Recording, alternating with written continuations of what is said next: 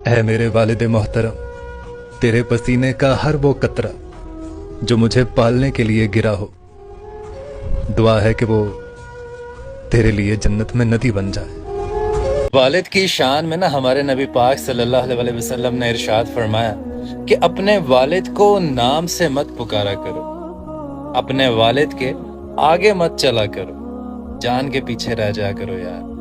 उनको ये एहसास ना होने पाए कि वो बूढ़े हो गए या वो अब आस्ता चलने लगे हैं। और हमारे नबी पाक ने इरशाद फरमाया, और ना ही उनके पहले बैठने से तुम बैठा करो, पहले उन्हें बैठने देना और फिर उसके बाद तुम बैठना। और अगर वालिद की अहमियत जाननी है ना, तो ये हाथ देख रहे हो, वालिद की अहमियत इस अंगूठे के जैसी है। इस अंगूठे को अगर आप हटा दोगे ना, तो मुझे बताइएगा कमेंट्स में कि आप क्या काम कर सकते हो इस अंगूठे के बगैर। कुछ भी नहीं।